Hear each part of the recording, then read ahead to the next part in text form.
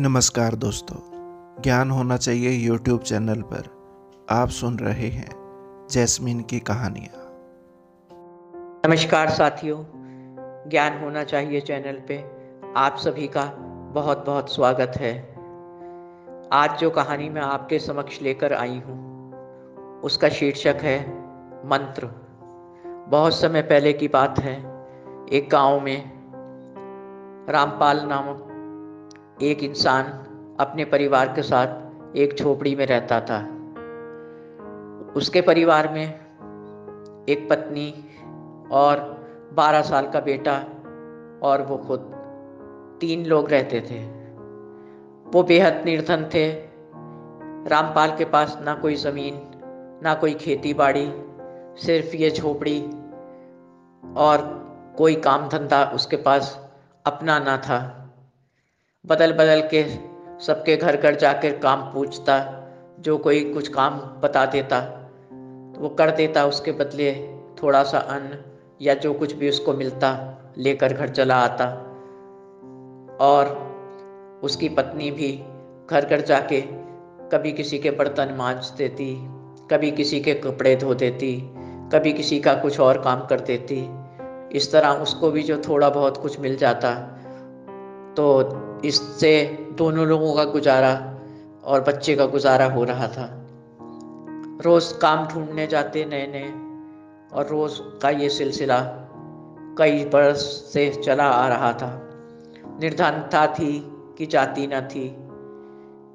बच्चा बाहर खेलने के लिए तो निकलता, लेकिन एक तरफ बैठा रहता।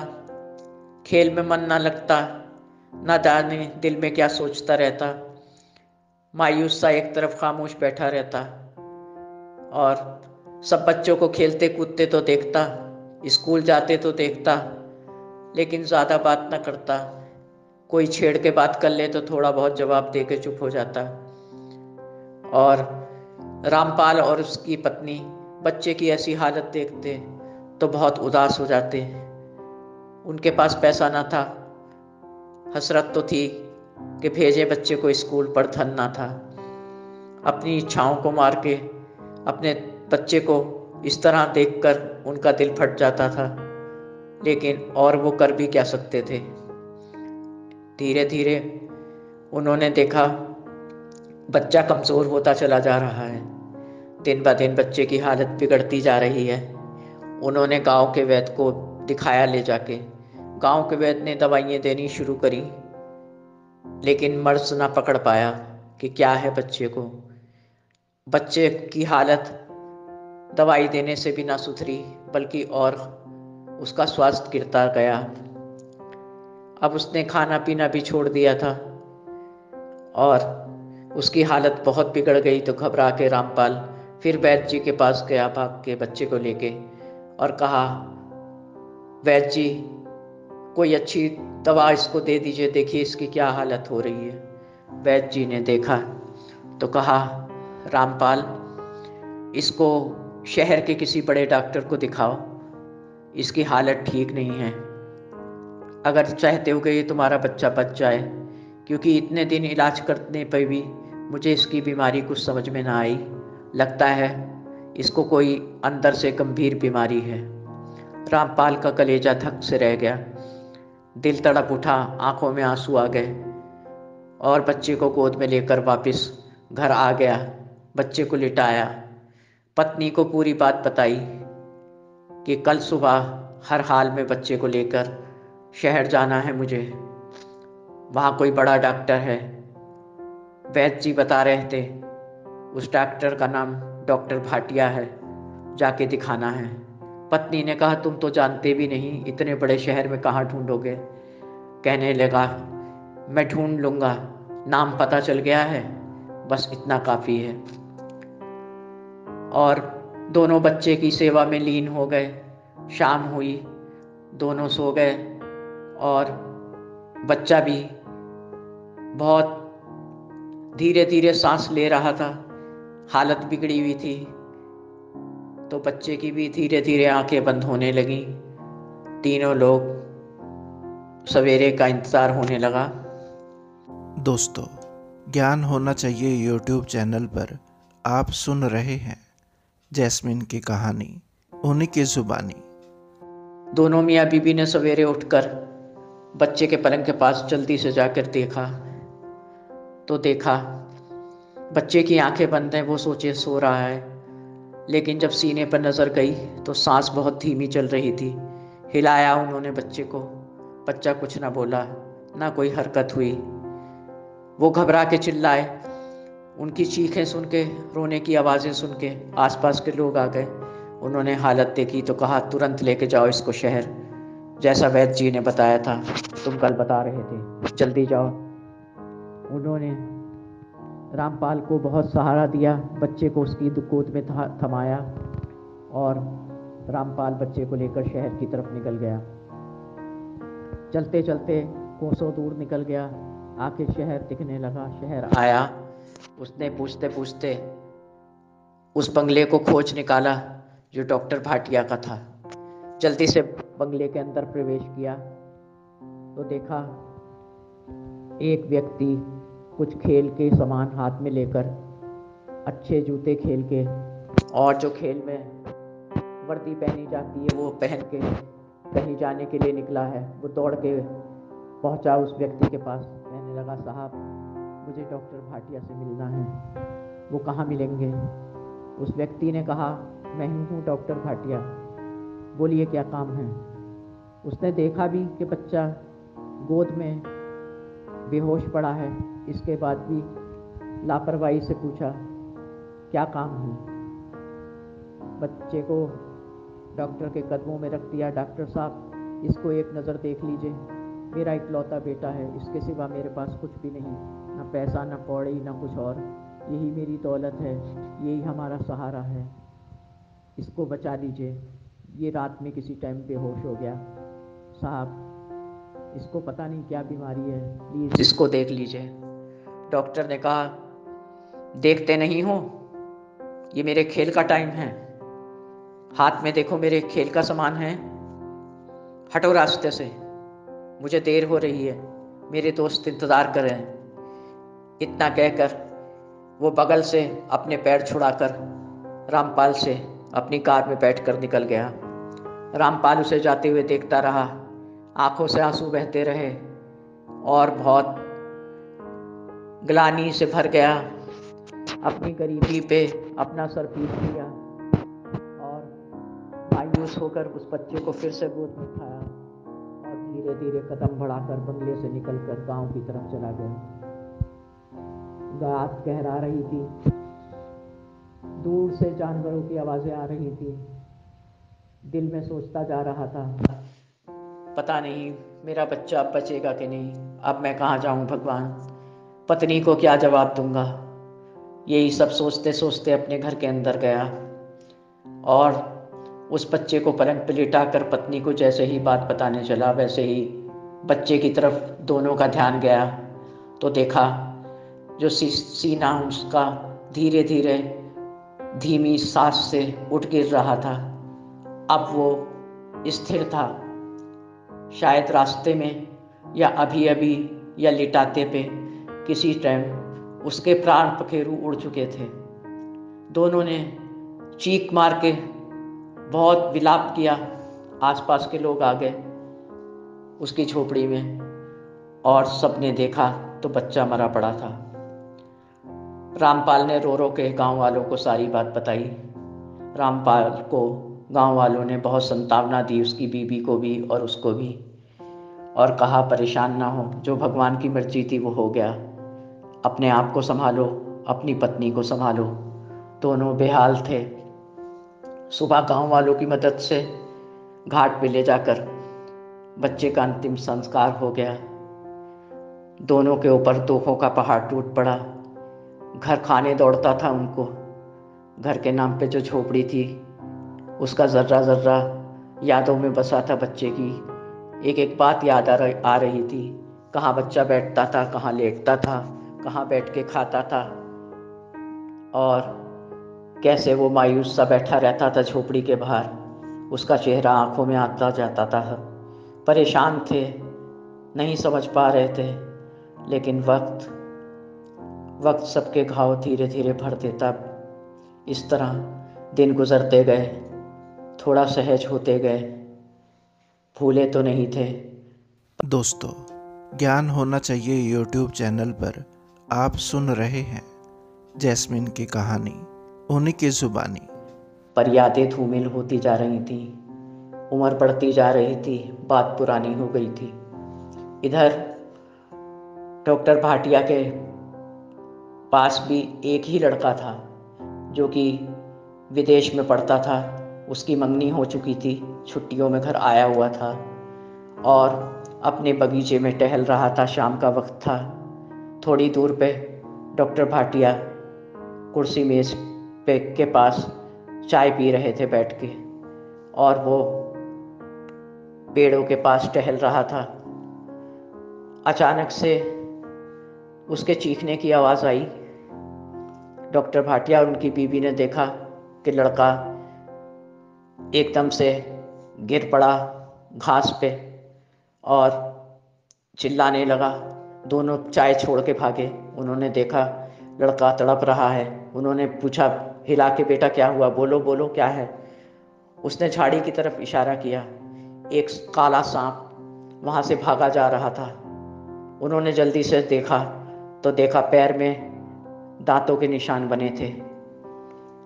वो बहुत परेशान हो गए, कस कस के दोनों चिल्लाने लगे, रोने लगे, विलाप करने लगे। नौकर चाकर और सब लोग दौड़ के आए, उस बच्चे को उठाया और उसको एक कमरे में ले जाके लिटाया। उसका इलाज शुरू करवाया। शहर के नामी गिरामी डॉक्टर भी आ गए। खबर सुन के सबने इलाज किया, लेकिन बच्चे की हालत हर पल बिगड़ती जा रही थी। इस तरह के बचेगा नहीं। डॉक्टर बहुत मायूस होने लगा। डॉक्टर भाटिया और उनकी बीवी का रो रो के बहुत बुरा हाल था। उनका भी अकेला लड़का था। इसी बीच किसी ने डॉक्टर भाटिया से कहा कि एक पास के गांव में एक आदमी है रामपाल, वो सांप का जहर उतार देता है साहब, कई लोगों को बचा चुका है। डॉक्टर ने कहा आप ये तो बेहोश है, इसकी सांस भी धीरे हो गई है। हम मेडिकल लाइन में हैं, हम इलाज जानते हैं, लेकिन इलाज सब फेल हो चुके हैं। वो क्या करेगा इसमें। धीरे धीरे बात आई गई हो गई। किसी तरीके से बात रामपाल के कानों में पड़ी। रामपाल ने जब नाम सुना कि डॉक्टर वही है जिसने मेरे बच्चे को एक नज़र ना देखा था, मेरा बच्चा मर गया, डॉक्टर भाटिया से उसे नफरत होने लगी। उसने कहा दिल ही दिल में, मरे तो मरे, मैं ना जाऊंगा चाहे कुछ भी हो। रात में सोने के लिए लेटा। पत्नी सो गई, लेकिन उसकी नींद आंखों से गायब थी। धीरे धीरे अंतरात्मा से आवाज आ रही थी, रामपाल जाओ, बदला ना लो रामपाल, तुम अच्छे आदमी हो।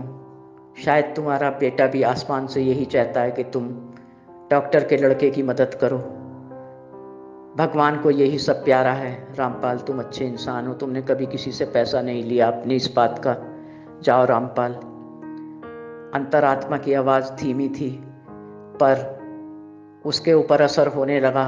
उसने सोचा मेरे बच्चे की किस्मत में मरना था, वो मर गया। पत्नी को बिना बताए धीरे से उठा, लालटेन जलाई और निकल गया। सवेरा होने वाला था, कदम बढ़ते जा रहे थे। रात बीत चुकी थी। डॉक्टर के बंगले पे पहुंच के उसने आवाज़ लगाई तो नौकर निकल के आया। उसने कहा कौन हो तुम। डॉक्टर साहब किसी को नहीं देखेंगे, उनका खुद लड़का बीमार है, उसकी हालत गंभीर है। उसने कहा रामपाल ने, मैं उसी बच्चे के लिए आया हूँ, मुझे दिखाइए उस बच्चे को। उसने कहा तुम क्या करोगे, तुम कोई वैद्य हो क्या। उसने कहा नहीं, मैं सांप का जहर उतारता हूँ। उसने कहा डॉक्टर साहब ये सब बातें ना मानेंगे। उसने नौकर ने जाके अंदर डॉक्टर को बताया एक आदमी आया है गांव से। दोस्तों, ज्ञान होना चाहिए यूट्यूब चैनल पर आप सुन रहे हैं जैस्मिन की कहानी, उन्हीं की जुबानी। डॉक्टर ने कहा कि मैंने सुना तो था कोई बगल के गांव में रहता है इस तरह का आदमी, देखो वो वही तो नहीं है, उसे अंदर ले आओ। वो नौकर बाहर आया, रामपाल को लेकर अंदर गया। डॉक्टर साहब ने कहा वो बच्चा लेटा है, वैसे कुछ होएगा नहीं क्योंकि उसमें अब जान थोड़ी सी बची है, आप देखना चाहो तो एक बार देख लो। रामपाल ने बच्चे को देखा और कहा एक एकांत कमरे में इसको लिटा दीजिए, 7 घड़ों में पानी भरवा के रखवा दीजिए। डॉक्टर ने ऐसा ही किया। रामपाल ने कहा मेरे साथ कमरे में कोई ना रहेगा और कमरा मैं अंदर से बंद कर लूँगा। रामपाल ने अंदर जाके कमरा बंद किया, 7 घड़ों पे कोई मंत्र पढ़ के फूंका और बच्चे के बिस्तर के पास आके आंखें बंद करके कोई मंत्र पढ़ने लगा। इसके बाद मंत्र पढ़ते पढ़ते उसको थोड़ी हलचल सी थोड़ी देर के बाद सुनाई दी। उसने धीरे से आंखें खोली तो देखा डॉक्टर का लड़का, जो बिल्कुल गहरी बेहोशी में था, मरने वाला था, उठ के बैठने की कोशिश कर रहा था। उसने रामपाल की मदद से बैठने की पूरी कोशिश की और बैठ गया। रामपाल दरवाजे के पास आके खोल के बोला डॉक्टर भाटिया से, जाइए आपका बेटा आपको बुला रहा है। पत्नी और वो दोनों सबसे आगे खड़े थे, भीड़ लगी थी दरवाजे के सामने। दोनों डॉक्टर और उसकी पत्नी भाग के गए, जाके बच्चे को गले से लगा लिया। तीनों लोग लिपट गए, जार जार रोने लगे। इस बीच रामपाल निकल के अपने गांव की तरफ रवाना हो गया, उसका काम हो चुका था, बच्चे की जान बच चुकी थी।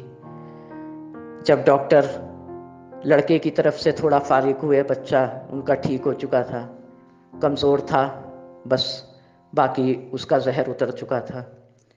तो डॉक्टर ने कहा उस आदमी को बुलाओ, उसे मैं कुछ देना चाहता हूँ, उसने मेरे बच्चे की जान बचाई। बंगले में इधर उधर बहुत ढूंढा गया, बाहर तक गए लोग, वापस आ गए लौट के मायूस कि वो आदमी दिखाई नहीं दे रहा। डॉक्टर ने अपने दिमाग में जोर देना शुरू किया कि लगता है जो आदमी मेरे बच्चे को ठीक करके गया, उस आदमी को मैंने कहीं देखा है।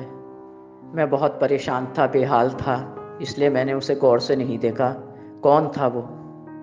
धीरे धीरे उसका ध्यान जाता रहा बार बार उसी बात पे। वो कौन था आदमी? क्यों चला गया? क्यों पैसे नहीं लिए? क्यों हमसे कुछ कहा नहीं उसने? कौन था वो? दिमाग से यादों की परतें हटने लगी। धीरे धीरे बात साफ होने लगी कि ये वही आदमी था जो एक बार एक बच्चे को गोद में लेकर, बच्चा उसका बेहोश था, मेरे कदमों में रख दिया था और मैंने ठुकरा के अपनी कार में बैठ के खेल में ध्यान लगा के अपने दोस्तों का हवाला देकर उसको वापस कर दिया था। अरे ये क्या हुआ? ये कितनी बड़ी गलती हो गई। पता नहीं उस बच्चे का क्या हुआ होगा, शायद दुनिया में ना हो। हे भगवान, मुझसे ये क्या हो गया? जिसके लिए मैंने इतना बड़ा गड्ढा खोदा, आज उसी ने मेरे बच्चे के प्राण बचा लिए। भगवान मुझे क्षमा कर दीजिए।